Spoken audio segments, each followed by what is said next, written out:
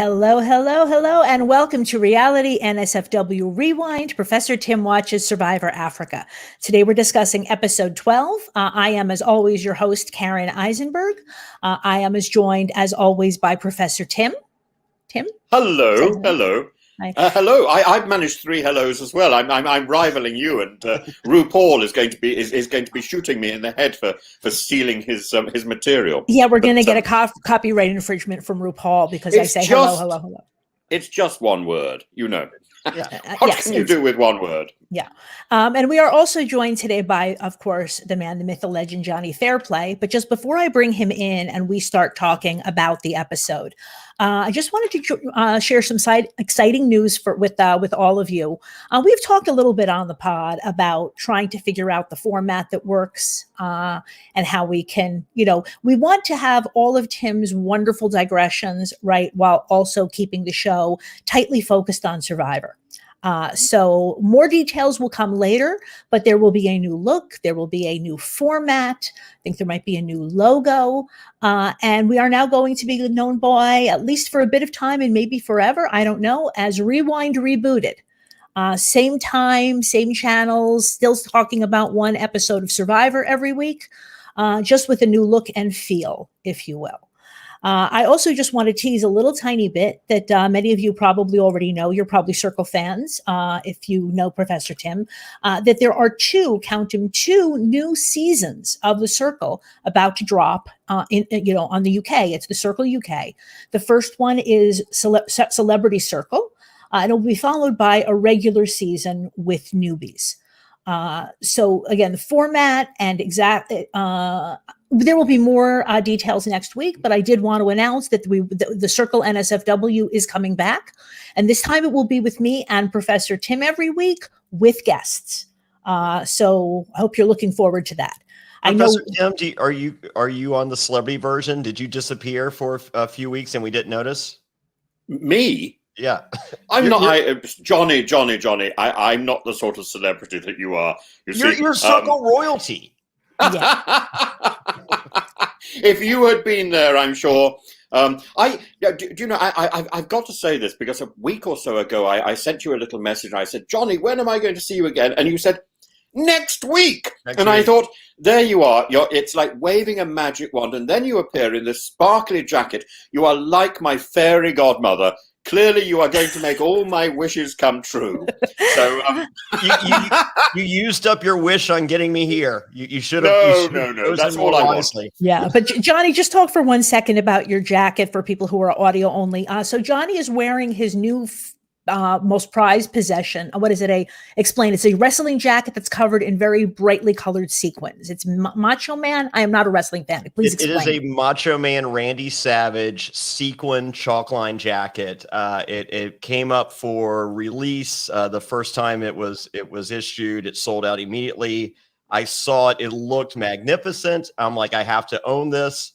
The second it went on sale, I bought it. It arrived at my house days later, and I'm like, this is even more magnificent in person. It is the greatest thing that I own, and that's including my children. It can probably be, I believe it can be seen from space. Yes.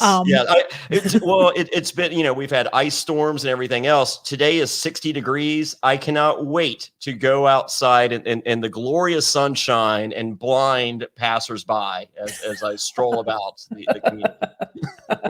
Yeah, and Jonny, when you do go back on Survivor, I feel like that has to be your luxury item, because if they do have another one of these competitions where it's the SOS challenge, they will absolutely see you. Well, it beats a feather in the butt, I assure you. Yeah, and it gives you shelter. It ought to be illegal, Jonny. I think it is in 42 of the states. I happen to live in one of those weird states that allow a lot of things that shouldn't be happening. So we're good. Well, I promise if another one comes up, you must get one for me. We can be macho brothers together. Yes, I mentioned before we went live, we'll be a wrestling tag team, but I don't see you providing like a good wrestling tag team has as the high flying speed and finesse guy and then the power guy. I don't know the power guy. Either of us qualify. But Jonny, I would. yeah. No, sorry. Yeah, no, so I was just going to say, but another thing that happened right before we went live was that Tim was saying that his hidden weapon, if you will, again, I don't know the wrestling logo, was, he's a hemophiliac. So is there everybody a hemophiliac wrestler? And how would that work? Maybe they'd be afraid to hit him.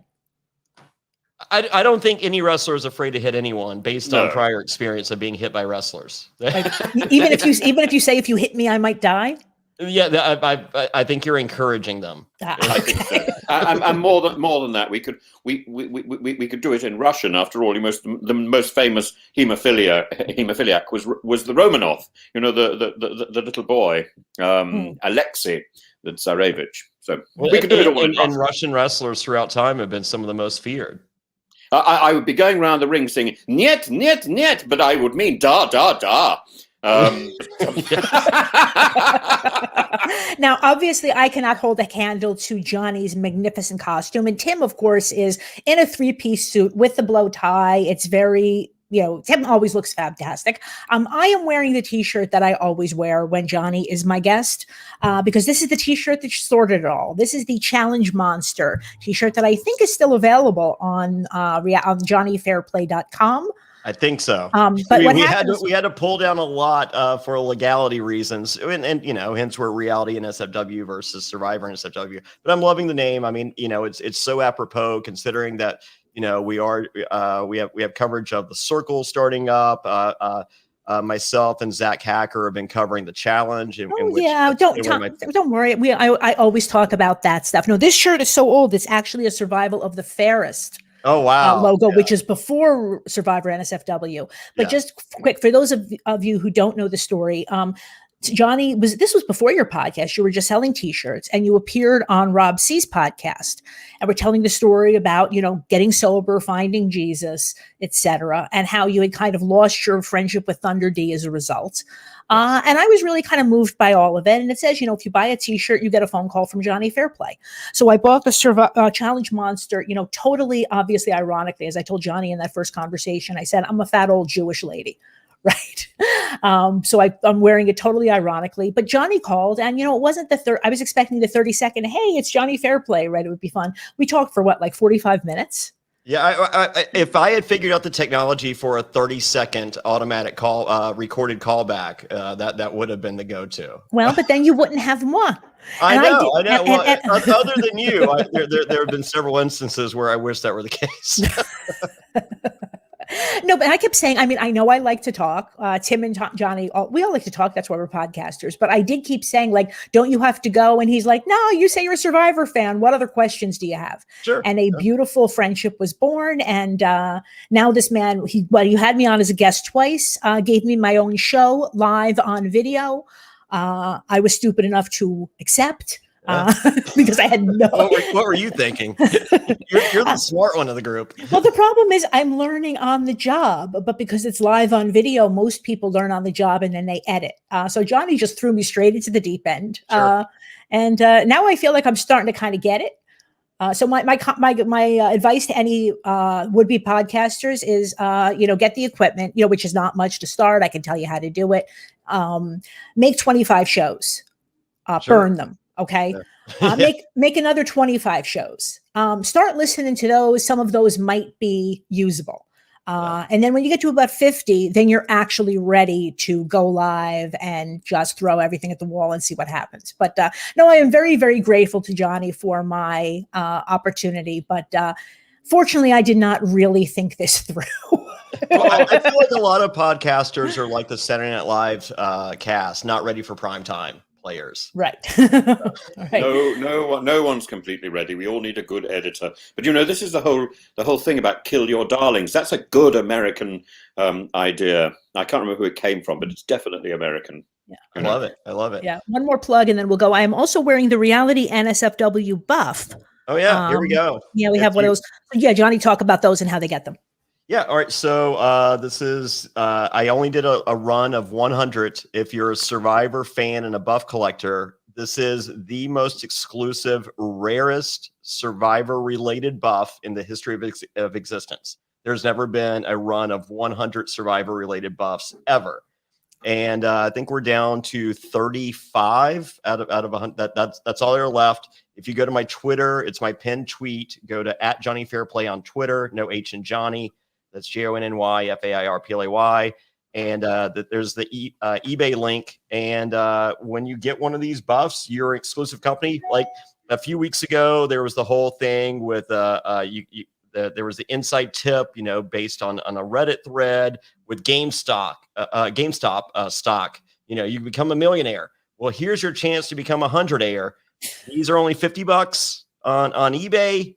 In 3 months, sell it back on eBay for 100, 150, because once they sell out, there will be no more. And as I said, it is the rarest Survivor-related buff of all time. So there you go. One other just general question for Jonny, and then we are going to jump right into the episode. So Jonny, on Friday night, there was a Trivia with Sandra event that Jordan Kalish, who was my guest last week, put on, so I decided to play.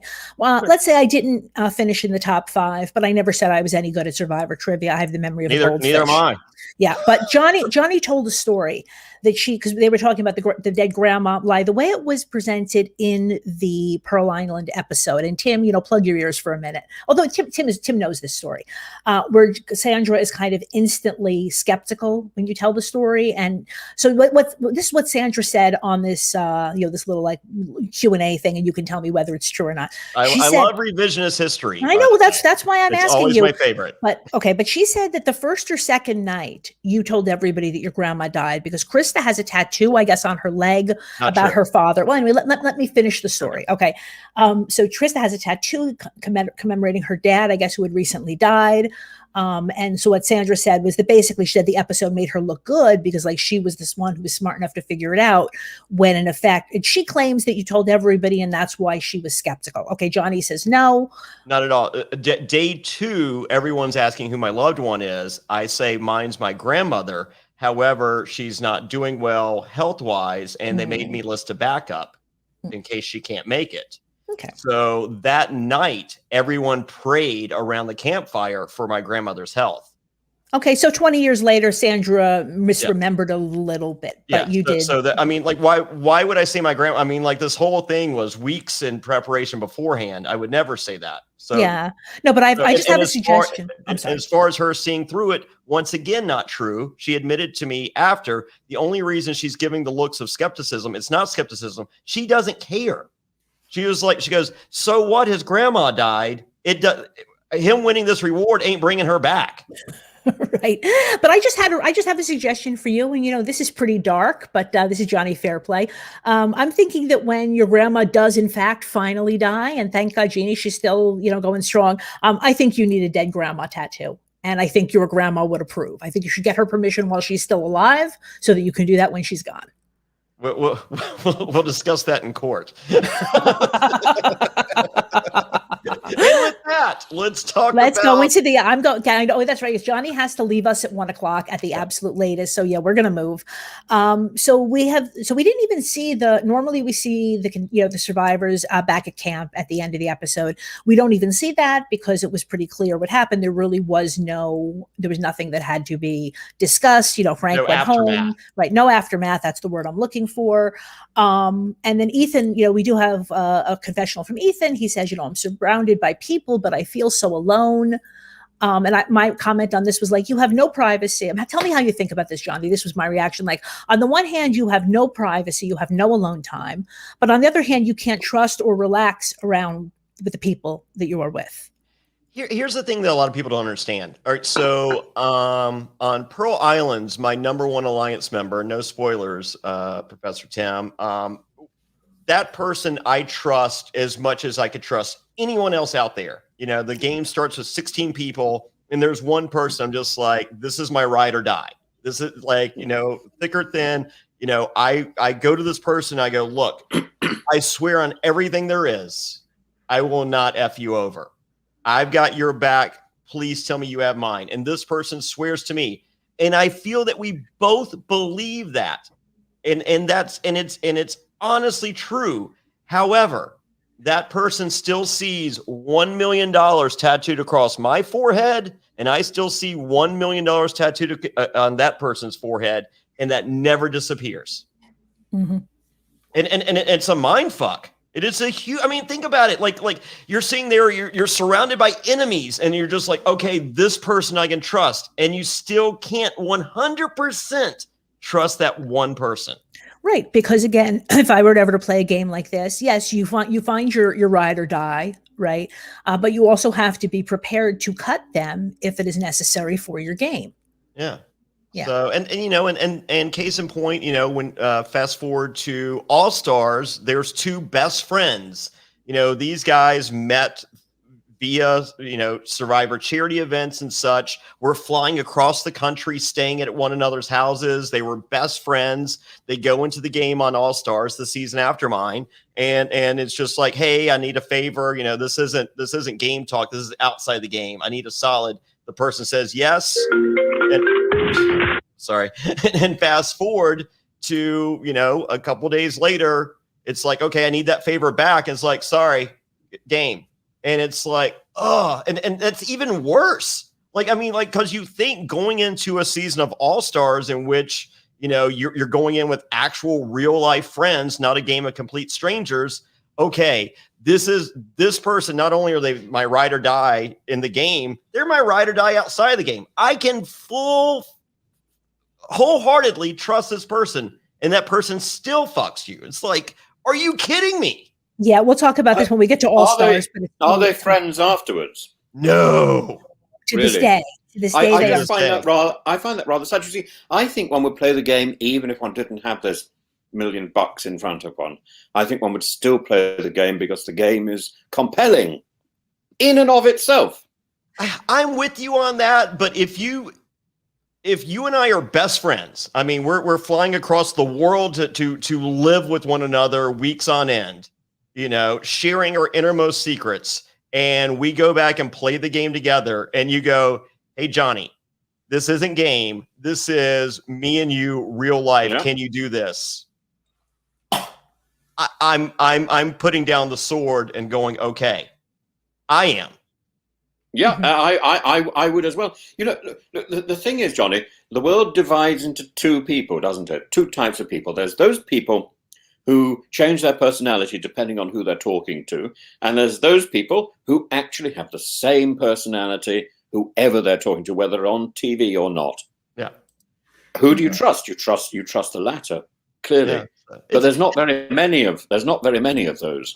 Yeah. I mean, and like the person that does this on All-Star is like, as a person, I don't care for them. As a player, I don't like them. However, when people ask me who the greatest player of all time is, I'll tell you probably that person, because I don't have that within me to do. I'm considered one of the greatest evil players of all time, and and I can't do that. I can't do that to my best friend in real life. Yeah.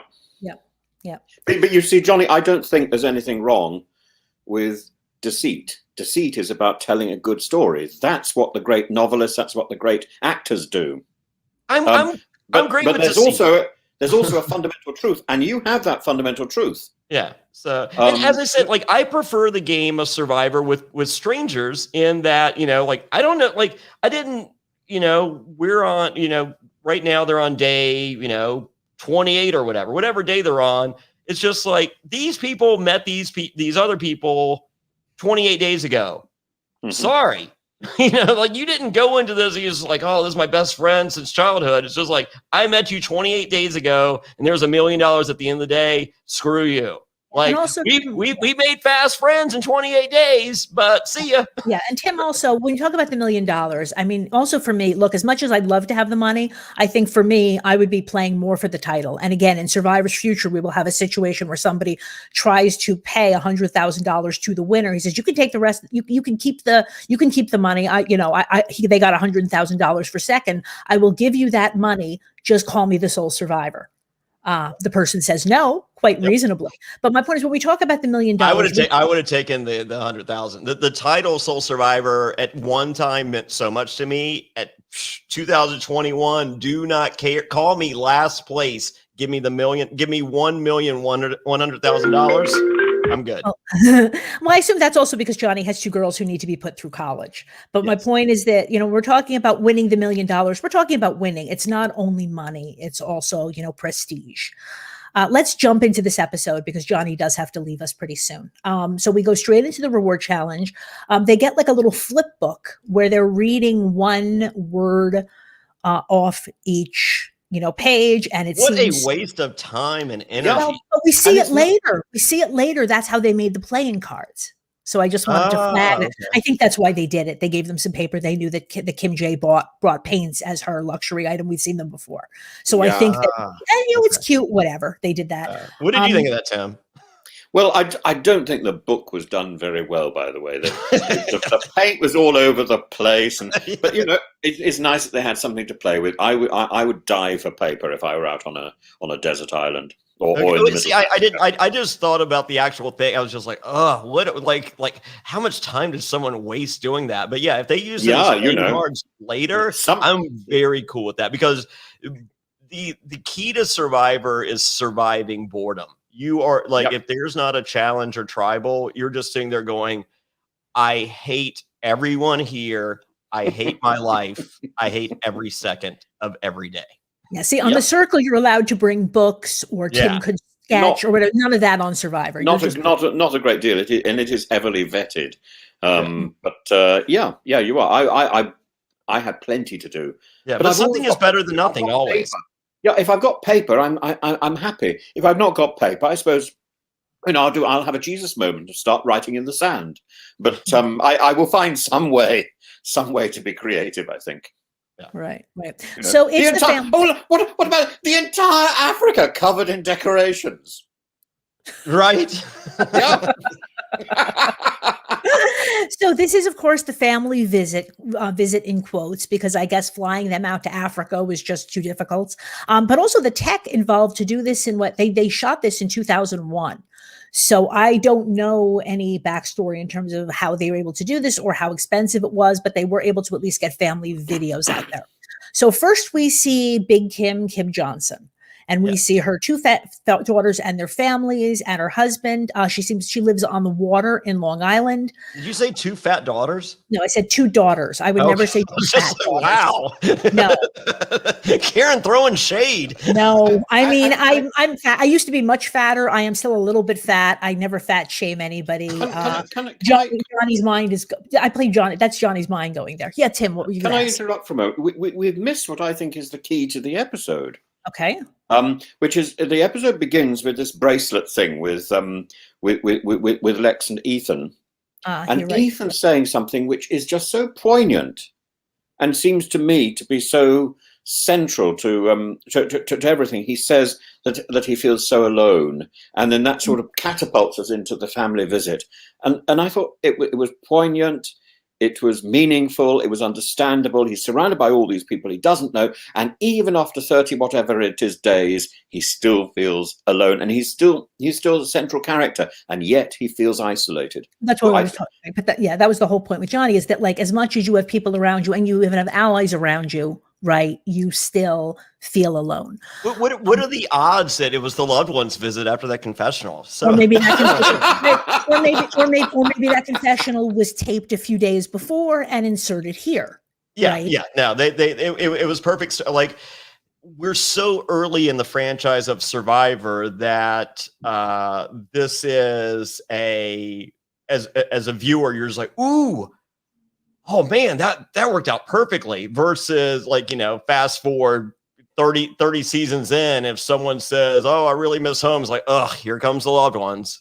Yeah, right. It's true. It's true. And you can imagine the producer saying, Ethan, are you feeling happy? Lots of friends? No, I feel really alone. Yeah. Mm-hmm. I was shockingly, we're in such the infancy of not only Survivor but reality television. I would not be shocked if he wasn't fed that line. I think moving forward, they're like, oh, we need the lead in. But I think season 3, they I think someone in the editing bay was like, oh, thank God. Right. He's intelligent enough not to need to be fed that line. I'm sure he was coming out with line after line that was pure gold. Yeah. Tim, And- Tim has a huge crush on Ethan, as do I. Just want to point that out. Well, spoiler alert! Without giving, this is not how the game goes. Spoiler: Ethan is a scumbag, much like yours truly, and he got the kindest of edits in the history of Survivor. He is a dirty, dirty player. But he's also got the intelligence of God. Yeah, no, he's a smart guy. He's a good-looking guy. He's bringing this new Jewish demo that they've never had on the show. So there's all these reasons. Like when you get there, there's a piece of paper that has your picture, and underneath it gives like 3 words to describe you and how your edit goes based on those 3 words. So Really? like T-Bird, it's Southern, mother hen. Flight attendant, maybe? Yeah. Yeah. You select these 3 words, or they're selected for you. They select them for you. So like with me, and you like see I saw no, you don't see it. I happened to see like I want to say the head of casting showed me after the fact, and mine said the bad guy, mischievously playful and evil or something. So it was like, here's our bad guy, but he's not a sociopath. Like have fun with his, like, he's going to give you fun. There's a likability to him, but make no mistake, he's the bad guy. Yep. So, whereas there's been people after me, they're like sociopath. Yes. Even before you, I would argue sociopath. Yes. Yeah. So, on your edits, Ethan, it was cute Jewish boy. We love him. Right. Okay. So let's get back into the episode. Just think of all the shampoo commercials that could come out of that. Well, that was when me and Ethan first met. It was our love of hair products that drew us together. Because Jenna Lewis from season 1 that didn't get the video from home. Jenna Lewis had dated Ethan, and she was like, "You and Ethan are going to be best friends." And I was like, "Is there another Ethan from Survivor? Because I don't think so. Like there's no way we're not only not gonna be best friends, we're not gonna be friends." And she was like, "Oh, wait till you meet him." And I met him, and I'm like, "Did you get the kindest of it?" He goes, "Oh yeah. I'm a scumbag just like you, Jonny." But I guess maybe because they already had Lex. Yeah, right. Lex. I'm sure Lex has said Lex bad guy. attracted all. Lex attracted all the attention, and I don't think he's fundamentally a bad person. No, but just look at him. In the grand scheme of things, Lex is a nicer guy than Ethan, and I love them both. Yeah, I mean, Jonny is close to both of them, and might as well just drop this here that we will be seeing several of these players from this season coming back and talking to us once we get to their respective. Yes, I will just tease this now. Normally I say at the end of the show, our guest next week is the eliminated player. Now there's some uncertainty about that because they're on call for work. So we may have to pre-tape, or maybe it'll be, but they are trying to do it live. So we will be talking to them. And then when we get to the finale, we will be joined by, again, technological issues, withstanding at least 2 of the final 4. Wow.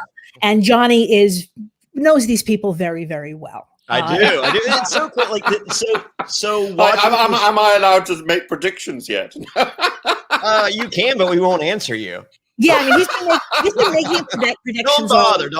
Yeah, don't bother. I won't bother. I know who I think is going to win, but and the big question really is the big question was answered for me today, really, because if today the players had managed to get Lex out, that would have solved most of the problems that were in my head.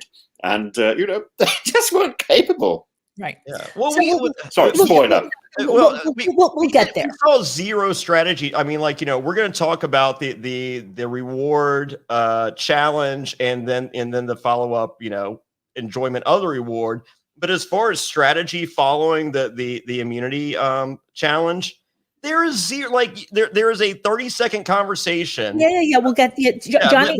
But there's no strategy. Like I'm like, this is one of my favorite episodes in the history of Survivor. Well, at one time, and it's still up there. But I'm sitting there watching as a strategist. I'm like, oh, we saw nothing. Yeah. So Tim, we will discuss all of this later. I'm trying to. I might have to interject for 1 second that this is one of those episodes that completely surprised me. Mm-hmm. And I was surprised almost until the last 5 minutes. Okay. All right. So let's go back to the family visit just so that we can. I'm trying to really stay on task here because I know that Johnny's going to have to leave us in the middle. Right now, we're doing good on time. I can go a few extra minutes. So awesome. We're good. Okay. So we've, like I said, Kim J has 2 daughters and her husband. She lives on the water. Can I interject real quick? Yes. I do not remember Kim Johnson on this season. Really? Yes. I think she is an underrated of all time. Like T-Bird. Whenever I see her, I've never been kissed by a female more than her in my entire life. I wish I could say all humans, but there's the Boogie Woogie Man, Jimmy Valiant, that's kissed me more times than I care to mention. I think Kim Johnson. I mean, she's a quiet person, but she has her little zingers, and we've spoken about some of them. Yeah. But anyway, so she has her family. We meet her family. Sure. We meet T-Bird's family. So again, Jonny, any comments you have about the families? With T-Bird, T-Bird's family, she has a different husband. Yeah, you're stepping on my lines here. Yes, she has. So we see her parents, her husband, and her 2 kids. But this probably has not aged all that well for her because I know she got remarried about 10 years ago. Yeah, and she married a stud. He's like a really good looking guy, and like collectively, they're like 2 of the nicest people you've ever met. Like they T-Bird calls me, I mean, every few months, and she might be the sweetest survivor in the history. Like, there's 3. I would put 3 survivors head and shoulders above any other survivor ever in the history of the game as far as niceness. And that's Matt Bischoff, my co-host for a lot of my podcasts, T-Bird, and Lex Vandenberg. Is that the same Lex we're talking about? Absolutely. Yes. Really? Oh, yes. That makes me feel so happy. Lex, at one time, we actually used to make fun of him, not in a mean-spirited way. Back before Facebook and social media and all that, Lex used to call every single survivor on their birthday, the morning of their birthday, and his goal was to be the first person to call you on your birthday to wish you happy birthday. That is very nice. Yeah, and we used to make fun of him that like we're just like we like me and Rob C would be like, I imagine his wall in his bedroom looks like Beautiful Mind. With all the people's birthdays and strings. Yeah, so Lex was doing social media basically before there was social media. Yeah, it's incredible. It's very good. It's very good. You would not guess this based on the character that you're seeing on the show. Right. Until today's episode, maybe. Until today's episode, you would guess it listening to him talking about his family. You would really guess it because it's so sympathetic. It's it's so giving and so loving. Yeah. Right. And actually Tom comes out so much better. Yeah, let's. That's T-Bird. Then Ethan, we see his mom and dad, and it looks like siblings and maybe spouses of siblings.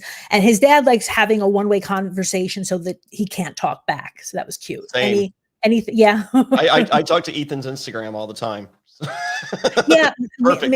Yeah, and he doesn't. Yeah, me too. He doesn't respond. Yeah, same to me. Then we get to Tom's dad and his son, and this, of course, is hilarious. And Tim. I mean, there's goats jumping on the tractor. I know. I was so happy. I felt at home. It is a lie. It is a vicious lie. I sat there. I'm like, where the hell did they get those goats from? All right, What's I've been the lie? to Big Tom's farm probably 30 times at this point. Yeah. I mean, like he lives 3 hours from me. Like of any survivor, I see Big Tom more than any other. And he comes here to play golf tournaments, and I go here to visit him and the family. And the first time I went, I was just like, "Where are the goats?" He goes, "I don't know. Good luck finding one." And I'm just like, "Big Tom, you're the pitiful goat farmer." He goes, "I am. I mean, hell, I've probably only had about 30 goats ever on this farm." And I'm just like, "Well, how do you make your money?" He goes, Oh, I have 2,500 head of cattle. I probably made, about 500,000 last year on cattle. I was like, wait, you didn't mention that shit on your video. Yeah, somehow he became the goat farmer. It sounds like he's really more of a cow farmer, as he calls it, because later he talks like they're talking about lamb and he says sheep, right? So yes, he's eating cow and loves to eat cow. So you don't even know why they edited him as specifically being a goat farmer. No, because he's more fun. He's the pitiful goat farmer. There's no money in that. Oh, okay. Yeah, really? he's making bank as a cattle rancher. Like if Big Tom comes in as the cattle rancher, like this guy must be doing all right for himself. This guy comes in as the pitiful goat farmer. Is like, man, Big Tom could use some help. No, that's purposely done by Big Tom. Right. Yeah. Right. Tom is very smart. Big Tom, street smarts wise, is possibly the smartest person I've ever met in my entire life. We've talked about this before. That Tom, I think, was very deliberately, and several survivors said it in the last episode that he's a lot smarter than he's letting on. Mm-hmm. Yeah. It's not. I mean, like, he enjoys the simple things in life. Don't get it twisted. But at the same time, he is a lot smarter than he leads on purposely because he's gonna set you up. Right.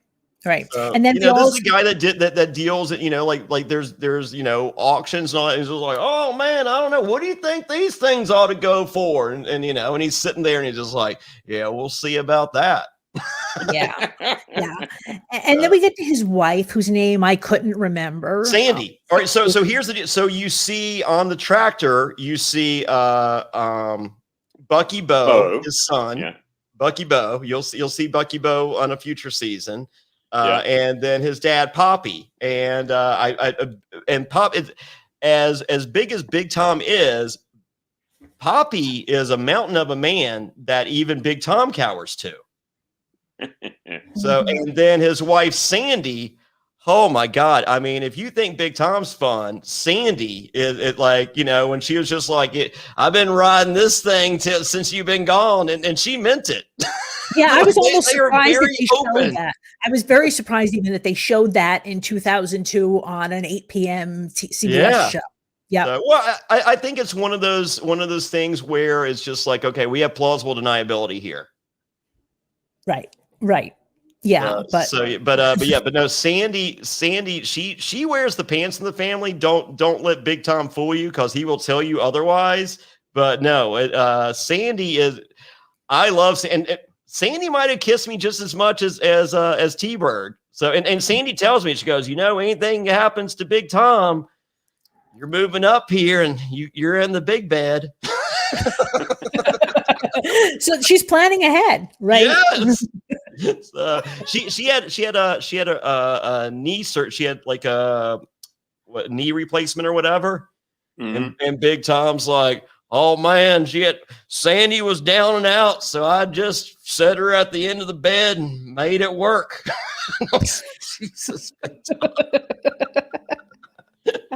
Oh my goodness. Yeah. So and then we have next is Lex.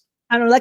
Next is Kim Powers. Okay. No, this is weird. So basically her mom calls her voicemail to hear her voice. Yeah. And she keeps crying. Now I can say I'm a mom of adult kids, right? Neither of you are, right? And I understand you miss them and everything, but this is maybe a little creepy because if you're out on Survivor, for the person who's out there, I understand you're missing your family, you're missing anybody you can trust, right? But for the mother, it's 6 weeks, right? And she can't get, so it seems like, they're close, although we'll see soon that they might be close, but that they have very different, recollections of her childhood. But I mean, I'm not going to she remembers her bathing suit coming off, which I would remember as well. But we're going to get there. But I'm just the whole thing about, I know you're fine. I know you're doing well. And she's crying. And I'm like I said, on the one hand, I'm sympathetic. On the other hand, it's 6 weeks. I don't hear all of my kids' voices even every 6 weeks. I know they're fine. Yeah. Okay. Yeah. And then we get to Lex. And truth be told, they probably filmed this video thing probably a week after they left.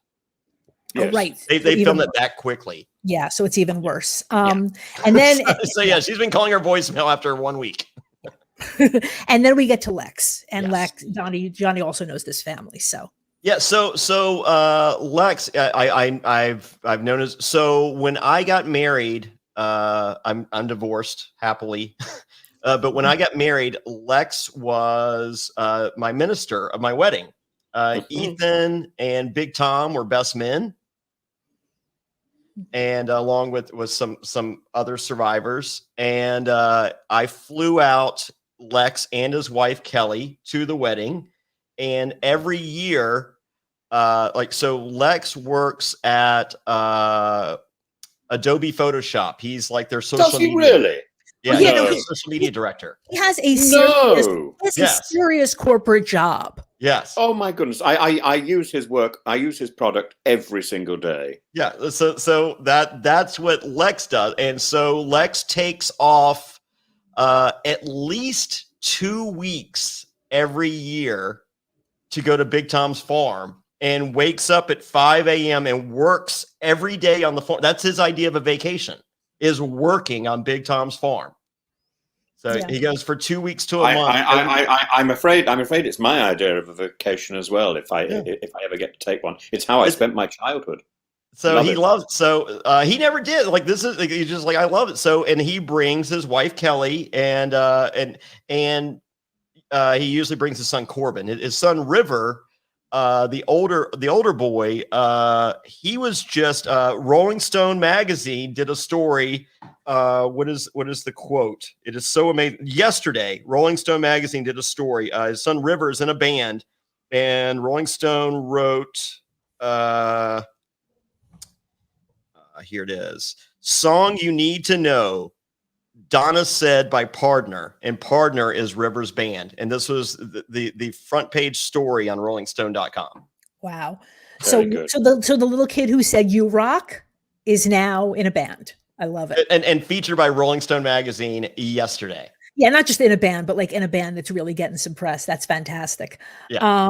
And then also with Kelly, we get to see Kelly, and she also has a lot of tattoos. And again, these days, this is not at all uncommon. But in 2001, people who, like I said, people with the kind of tats that Lex had did not generally have corporate jobs. No, and they were outcasts in society. I mean, like Big Tom takes one look at Lex, he's like, never. Mm-hmm. Like, not only is this guy not going to be my friend, I'm not talking to you. Look at you.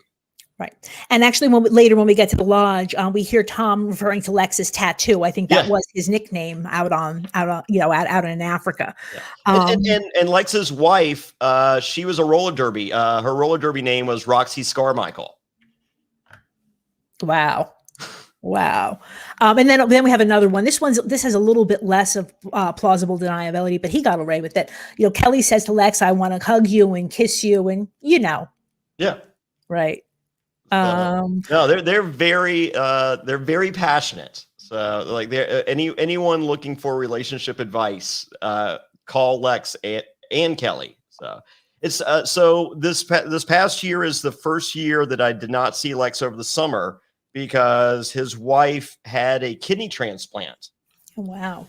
And so as a result, like Lex has not left his house other than like just walks around the block. Like there's been no social interaction with other human beings other than his son Corbin and his wife Kelly. She can die from the coronavirus like immediately. Right. So right. her immune system is so low, because of this. So so he is anxiously counting the seconds until the vaccine, and she can accept the vaccine. Great. So then it's just a matter of time. Yes. Maryland, I've been told May, as somebody who's under 65, but with pre-existing conditions. I have been told May, but in many states they are already vaccinating. So Kelly, hope that you get it, or you got it, or you'll get it soon.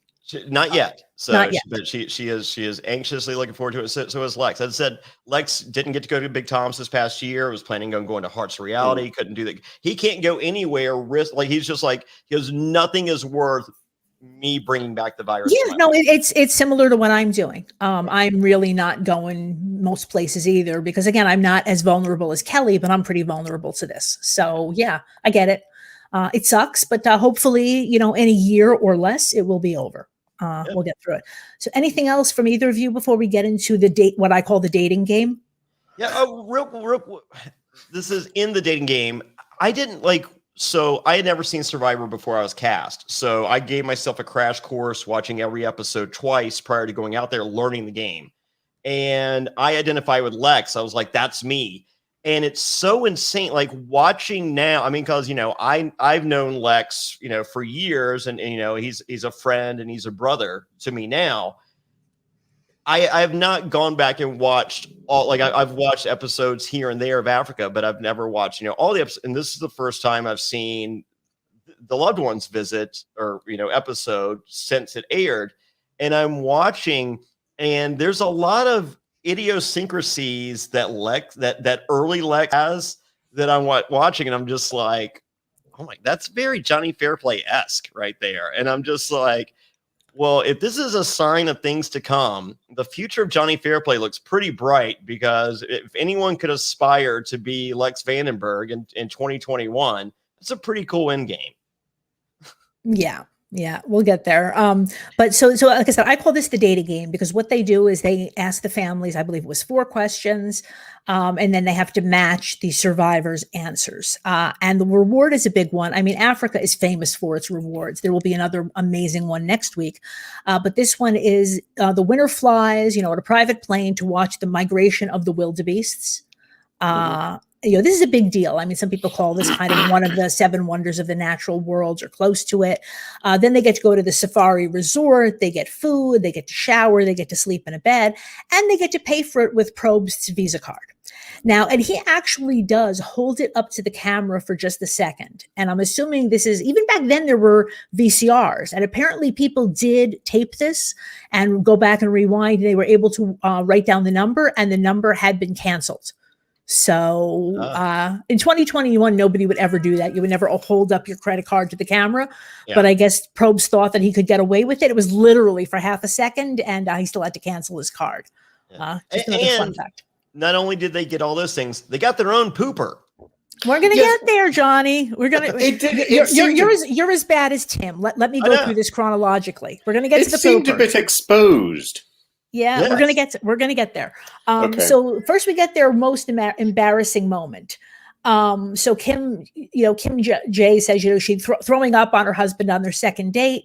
And hubby mentions that, but he chooses the time that she fell asleep on the toilet at a dinner party, and for 2 hours, and she had not locked the door so no one could get in. Now I'm just thinking, like, wouldn't they be afraid that like she died or something? Or did she have a habit of just like falling asleep everywhere? I have a friend like that. Right. I would fall asleep if Kim Johnson were here. I like Kim Johnson better than you do. Again, she's a very under. Tim, where are you at on Kim Johnson? I always have to check who she is. There you go. Right. Speaks volumes. Right. But then, and so Probe says to Kim, he says, if you miss the Masai Varam by one question, and Kim finishes the sentence by saying, I will throw up on him again. Yeah. Right. For getting the question wrong. Ethan apparently was doing his hair for prom with a curling iron that got stuck, and his mom had to cut it out of his hair. And her answer is letting in an easy goal in a very important soccer game. Yeah. Not a match. Yep. Tom apparently was wearing dirty underwear in the kitchen, and people walked in. Yeah, okay, that was too many times for that to count, Big Tom. Right. Yeah. Well, that is not an isolated incident, I assure you. Yeah. Well, the other question is, how did he know? I'm sure they told him. I'm sure they told him, but generally, Yeah. Right. And he knows which side the underwear is the front and back based on the yellow striping and the brown striping. Yes, but in the end, these things become the history of tomorrow. Terribly. Yeah, no, and I do love this because I like the wife's answer is the best. She says, you can't embarrass him. He doesn't give a hoot, so I can't give you an answer. That is true. A very honest. I mean, I think they're both being very honest and not a match. So and now Kim Powers, and I love this kind of answer. She's like, well, I was doing a triathlon. Right. I'm sorry. Wait, I skipped over T-Bird. I'm sorry. Let's go back to T-Bird, because T-Bird's saying, well, I was running the New York Marathon and my time was so slow because, and I'm like, this is your most embarrassing moment. I feel like this is it's a humble brag. Yeah, right. And like, so on Pro Islands, Trish pulls me aside early in the game and she goes, I've run 26 marathons. Don't tell anyone. And I'm like, I'm not. And then I find out that Burton, courtesy of Mark Burnett, talking in between challenges, he's just like, and you thought Eco Challenge was tough. And he was like, shut up. So no, people you downplay any skill that you have whatsoever. And so for her, for Kim Powers to be like, oh, on this triathlon one time is like, right. I feel like I said, T-Bird did it, and then Kim Powers made it much worse. Yeah, but neither one of them, like T-Bird's answer was there was a 5K, and then you hope her husband's answer was a race. Right, right. But husband's answer, which I think is much more honest, he says, the time she spilled a tray of drinks on first-class passengers. Yeah. Right. So, yeah, like I said, I feel like it was a humble brag, and it probably would have backfired. Poorly played. So yeah, I will say this. I remember when I watched this season for the first time, I had a crush on T-Bird. Mm-hmm. Oh, yeah, I understand. She's, I mean, again, I'm straight, but, she's cute. She's clearly smart. She's very sweet. I like her a lot. Yeah, Kim Bowers, right. So, her bathing suit got caught in her bike and everybody got a view. Okay. But mom got that right. And like I said, double-edged sword, sharing that. Whereas also with T-Bird was 40. So I don't think anybody's going to hear that and say, oh, she's a challenge beast. Whereas 25-year-old who runs triathlons, yeah, you want that person out of the game. Hey, Karen, why did you block you shouldn't have blocked that person. Oh, I shouldn't have. I'm sorry. Unblock it or tell him to do it again. I thought it was somebody spamming us. Okay. I don't know. So Lex's answer. Sorry about that. If you're going to tell somebody to do that, tell me no in advance. Lex apparently went to happy hour. I guess this was in college, got a little too happy, and then he threw up in his human sexuality class. Right. So I had two comments on that. Happy hour, aren't you supposed to get happy hour after school? Right? Not before school. And also, how do I get credit? He may have been very happy. Well, I was going to say, how do I get credit for a class like this? Right? He got college credit for human sexuality. Well, I mean, some colleges are a little more fun than others. Right. Kelly gets it right. So, okay, that's the end of round 1. Round 2, physical trait that you like least like about yourself. Kim Johnson, her feet, that's correct. Teabag, her hair. Oh yeah, Johnny, on this show, I'm not sure if I've mentioned this to you. T-Bird is known as Teabag, based on something that Tim once said. He's British. Everything's about him. And yes, I know what teabagging is. What teabagging is? Yes. I have learned. Okay. But Johnny, on that subject, you see, I think this challenge is rather strange because I don't think I could think of any incident that was most embarrassing. I think, it's a catalogue of practically every other day. But what would be yours? Yeah, I should have asked. Yeah, good question. What, my most embarrassing moment? Yeah. Yes. Good question. Do you have one? I don't think so. I think Johnny's kind of like Tom in that sense. Yeah. That, I mean, I've done reverse beauty pageants. I say stuff I'm not supposed to, probably on a daily basis. Yes. Yes. Dating wise, I mean, I've had the worst dates ever and still, try to hook up later. Tom's line is great in this series on that. Yes. Yeah, we're going to get there. Sorry. I love, but we don't have to go through all of these every time unless they're relevant, but I love that Ethan's answer to this, which physical trait you like least about yourself. Ethan is none. Right? Yes. Ethan likes all of his parts. Well, we're all there, Ethan. We're all there. We're all there. His legs. Well, but Ethan is apparently bewildered. Like he does not know why mom says that. He's a soccer player. He's got some pretty good legs. Yeah, I got to assume so. So Tom, lack of hair. His wife agrees. That's true. Kim, Big Tom. There's a Big Tom has a wig that he wears when we go visit him on the farm, and Lex bought him I can't remember if it was this season or another season, but they're in another country. Lex buys him this wig, and Tom now refers to it as his Jonny Fairplay wig. And so he, Big Tom wears this wig, and he goes, "I'm Jonny Fairplay. Watch me do something crazy." Very good. Lex picks his Les picks his nose, like not in that sense, but Lex says his nose is his least favorite party pot, and Kelly says his back hair. Yeah. And Lex is Apparently like he has six. And right? That moment, the face he makes, and his reply, like I'm just like that's very Johnny Fairplay-esque. Yeah, and I was going to ask you, have you sent him a Manscaped? No.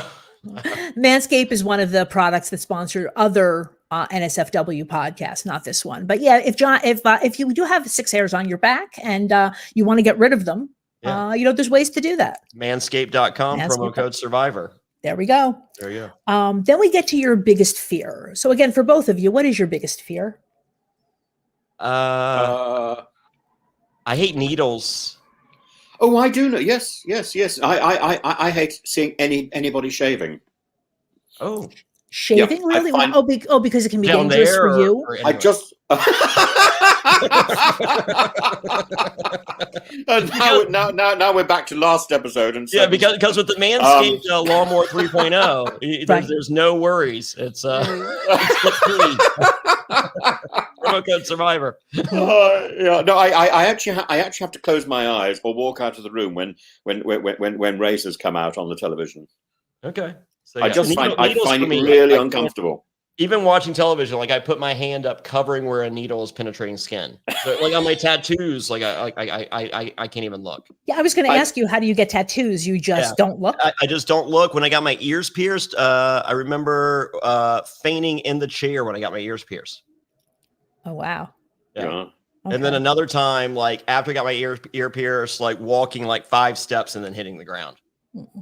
Well, I hope for you that you never have to take a medication that you have to inject yourself, because I did that for a while. Yeah, I did that for a while. It's really not that hard, but I don't have a needle phobia. So I don't find needles a problem. I'm having to medicate my cats all the time at the moment, but it's I don't find needles a problem, but I find razors and razor blades really, really disturbing.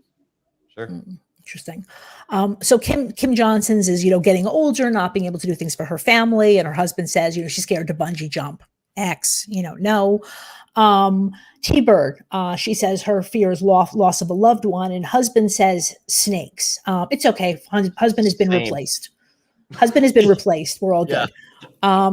Ethan says that his biggest thing was throwing up. His mom gets that correct. Now this will become relevant in a future Survivor episode. Throwing up.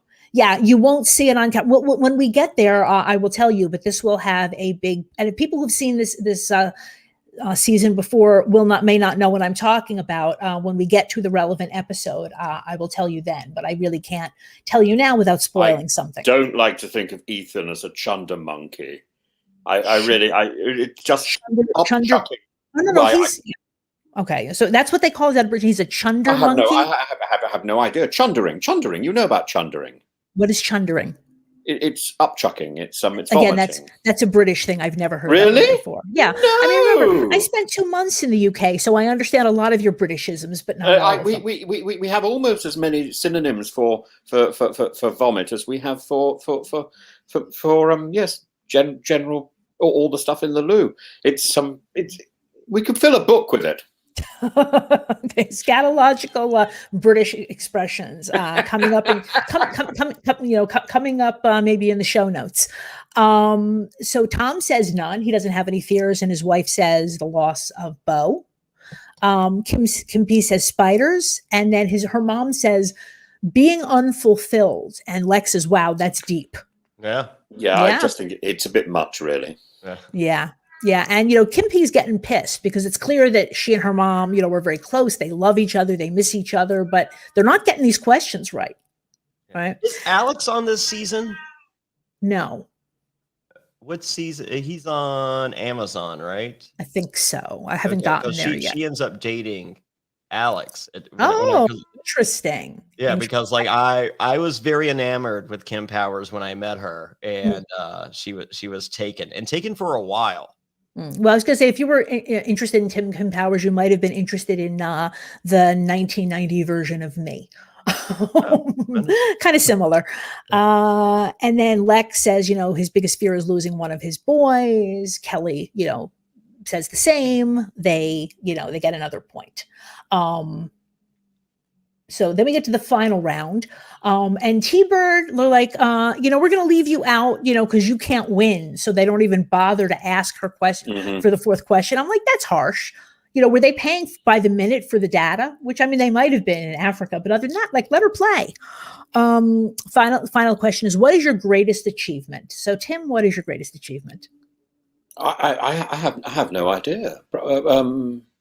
No idea. I haven't thought about it. I live so much in the moment. I don't think I'd remember what my greatest achievement was. Oxford, maybe. Okay, or it could be in your future. Right? No, I don't think so. I think Jonny, we've gone past all that. Yeah. Jonny. I think I know what you're going to say, Jonny, but what's your biggest achievement? Well, I have a tie for one, and then I have number two. Okay. Tie for one, I'm assuming, is the girls? My two daughters, yeah. The girls, right. And then what's number two?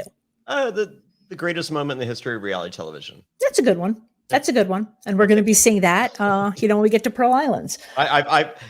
Professor Tim, I've asked that Karen skip to season 7 and then go back, but my hands are tied. I've done all I can. No, we're doing this in order. We're going to get to there. We're going to get to there. You'll get there. We're going to get there pretty soon. I remember old record players. You could put them on 78 and they'd go very fast. Oh, we could do that. You don't do anything very fast, Professor Tim. I listen to the podcast.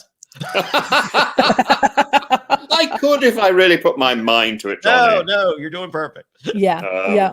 Okay, so Kim Johnson, right, her family, and this is a nice moment for her because, she's not just she's happily married for 37 years and she has 3 great kids, but she tells us that she had no family of her own before that. And, she got married when she was 19. So I don't know that story, but, I guess it's, she got married at 19. Apparently it worked. They've been together for 37 years. Her husband gets it right. Ethan says is playing pro soccer, and his mom says taking the high school soccer team to the state championship, right? It's almost the same. Well, but Ethan says, apparently I did nothing after high school, right? Because all of her answers, right, are based on things that happened when he was still living in her home. So that was kind of funny. That's perfectly reasonable. She's his mother. I'm not saying it's not, but I'm saying playing pro soccer is more impressive than taking a high school team to a state championship. Sorry. Tom says it's his son and correct, it's Bucky Bowe. Kim Power says calling off her wedding at the last minute. And she said something like, this is weird, but I totally relate because I didn't do that, right? I should have. And so I really do have a lot of respect for her that if she realized that this might not work out, she, pulled the plug apparently, right before the wedding. It's a bit shitty on her fiance though, her ex-fiance, who would be watching this. Well, the person who she dumped at the altar. It's a double whammy, isn't it? Really. It doesn't even have to be. I'm not even saying that, with my ex-husband, that, he's a horrible person. I'm just saying that the two of us were not well suited for each other. Well, that's perfectly reasonable, but it probably, I'm not entirely sure I approve of doing that on national television. Yeah. Yeah. And I mean, yeah. Yeah, I hear what you're saying. It wouldn't be my greatest achievement to talk about sort of dumping somebody. But again, having a dump at certain times, that might be my greatest achievement. But we'll get there. Terribly satisfying sometimes. If I had dumped my ex before the wedding, on the one hand, I wouldn't have my children, and that's kind of what I cling to, right? Because I'm pretty attached to them.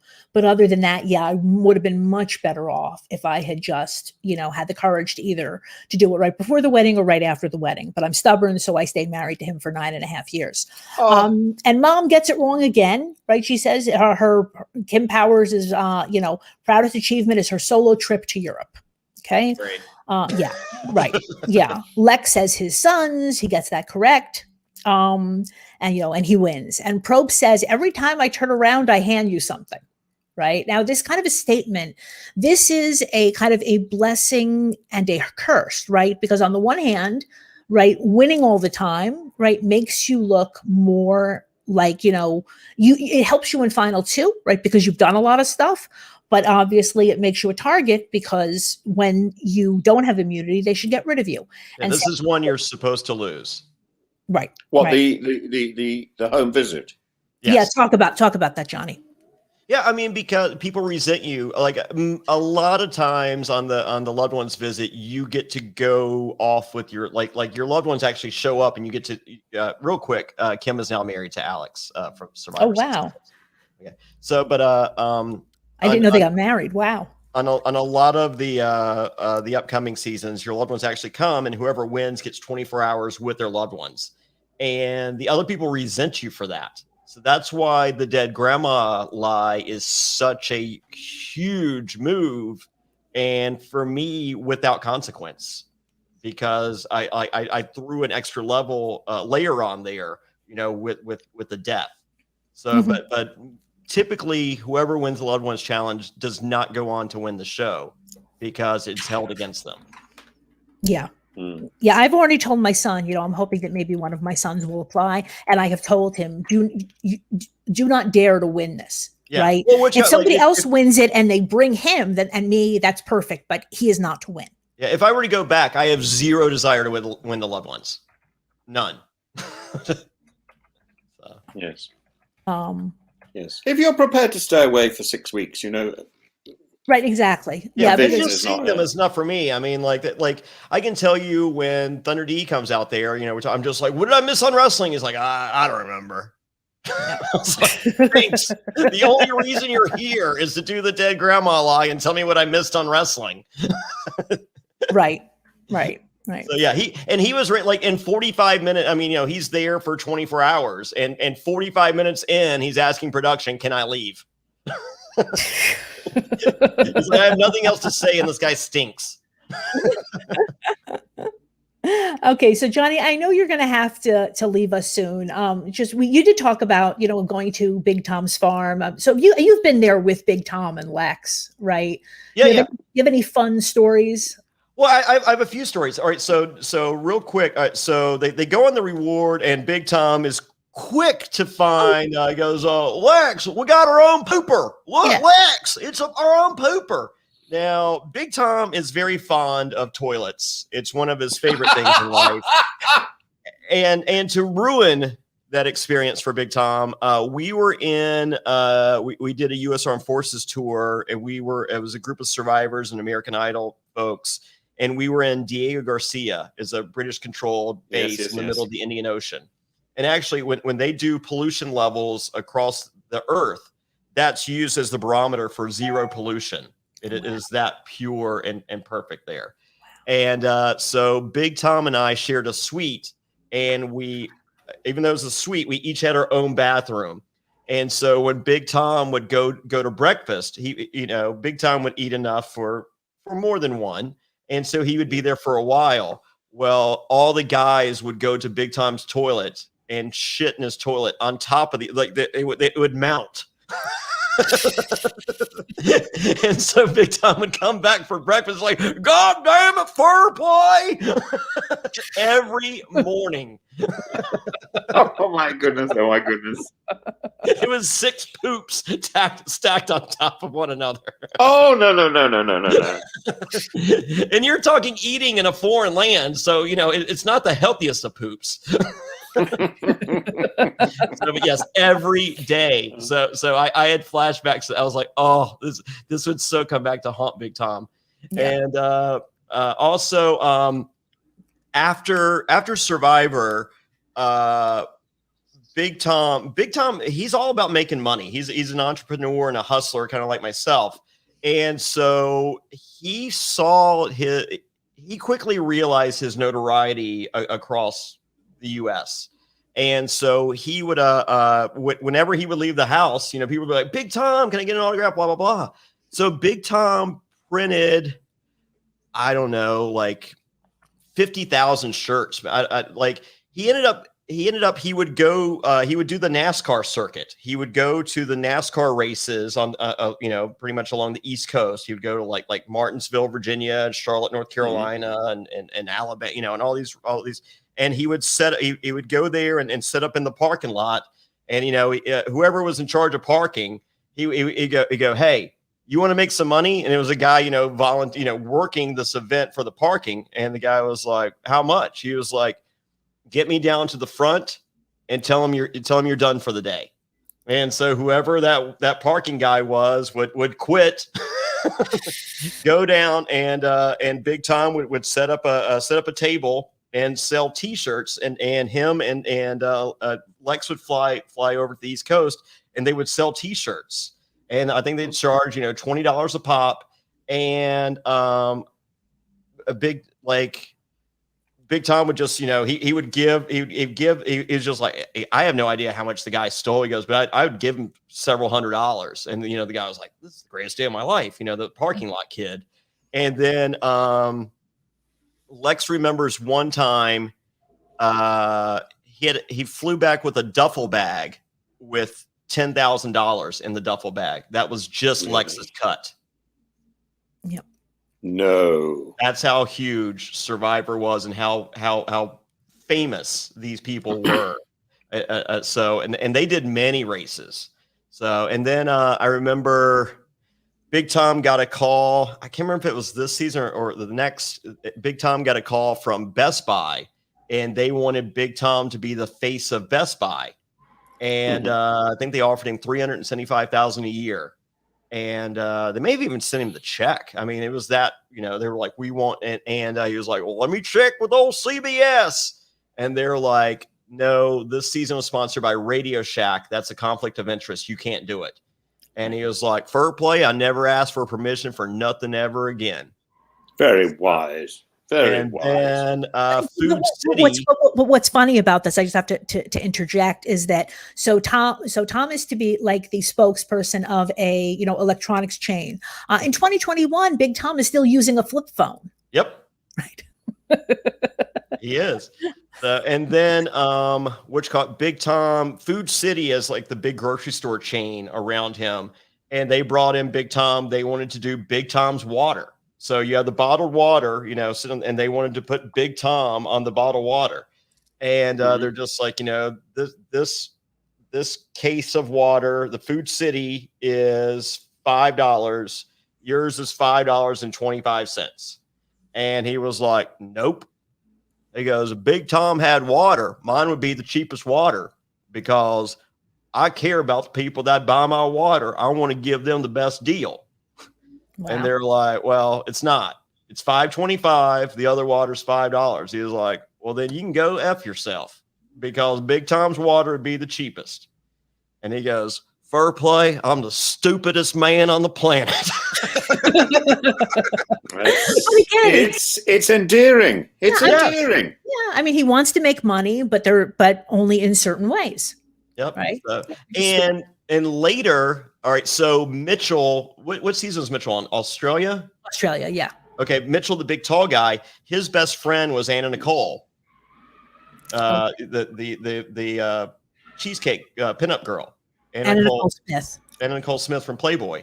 Yeah. Well, that was Mitchell's best friend. They were in New York one night, and Big Tom was there. And Anna Nicole had a few drinks and perhaps a few pharmaceuticals to boot, and was very, very into Big Tom. And Mitchell promptly escorted her to her room. And Big Tom's like, Mitchell, I thought we were friends. I could have discussed this with Sandy. It's Anna Nicole. But it was not to be. Okay. So, Jonny, like I said, I know you have to go because you have one of those annoying day jobs. Yeah. Well, hold on real quick. I just want to say it now. I just want to finish with this. Okay. Lex taking Big Tom to bed after Big Tom had found the spirits and carried the spirits in his pocket. Yeah, yes. Yeah, magic trick. Look here. And the Hot Toddy song or whatever they were singing, he sings that on a nightly basis. That is true to this day. But Lex carrying Big Tom to the bed, I can say I have helped Lex carry Big Tom to a bed at a charity event probably 5 times in my life. My comment on that was again, my comment. Yeah, but I was going to say, this apparently is Tom says something about a good Saturday night. So this was like a good Saturday night, and Tom continues to have good Saturday nights. Yes, I mean, like we did softball with the Stars. We didn't last year because of COVID. The year before, And I remember 3:30 at night, me and Lex carrying Big Tom to his room at 3:30 at night. And Big Tom was like, y'all ain't gonna hang out no more. It's like, Big Tom, we have 8 a.m. flights. Yeah. All right. So Jonny, and on that note, I guess Jonny, just like tell people where to find you on reality. Two more quick things. Okay. Big Tom loses 75 pounds on this season. Mm-hmm. And that is 34 kilos, in case you're wondering. That's how much weight he loses on Survivor Africa. 75 pounds. I had actually heard 80. But I would imagine, Jonny, that Big Tom is quite a sweet drunk. Oh, he's the best. Well, that's what we see that in this episode. No, like there's lots of people that can't. Big Tom can hold his like.